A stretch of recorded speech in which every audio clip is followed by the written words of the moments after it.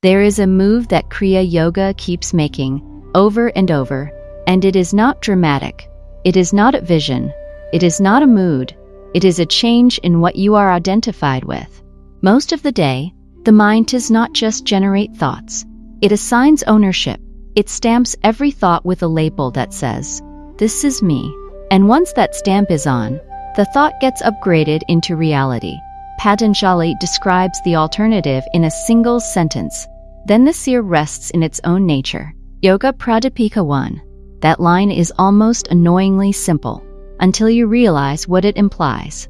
There is a part of you that can be present without being recruited.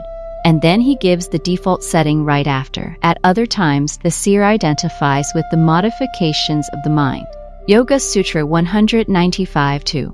In plain language, when the witness is not online, you do not just have thoughts, you become the thoughts. Kriya practice, whatever school, whatever style, is basically a sustained attempt to stop that automatic merger.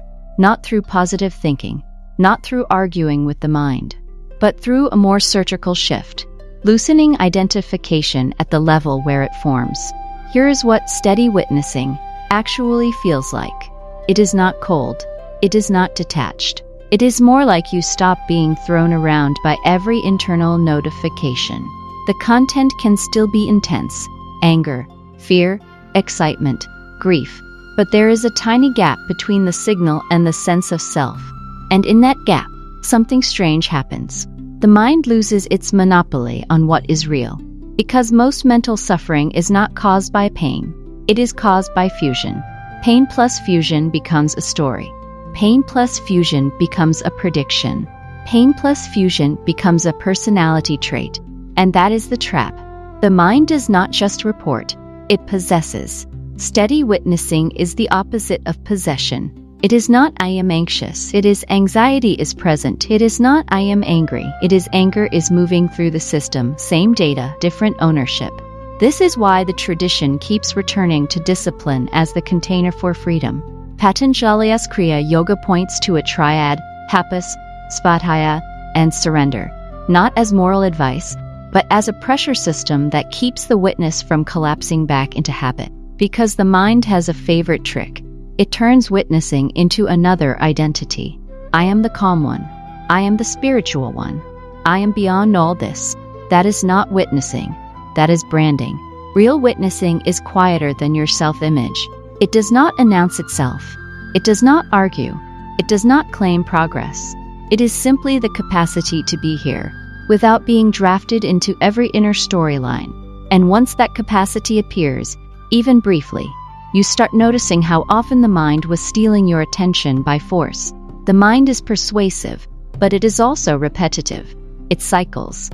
It replays. It recreates yesterday with new costumes. Steady witnessing does not destroy the cycle with violence. It breaks the cycle by refusing to supply identity as fuel. In that sense, the spiritual claim becomes surprisingly practical. Clear the sensory and mental clutter, and something more direct becomes available. Yogananda describes the mind being cleared by Kriya Yoga of sensory obstacles, making meditation's depth possible. And Ananda India 4. You can translate that however you want, mystical or psychological, but the observation stands.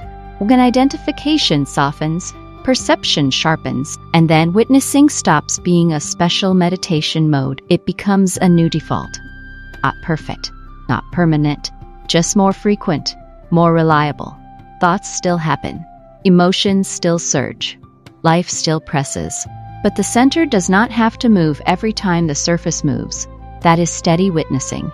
Not an escape from experience, but the end of unconscious agreement with everything the mind says you are.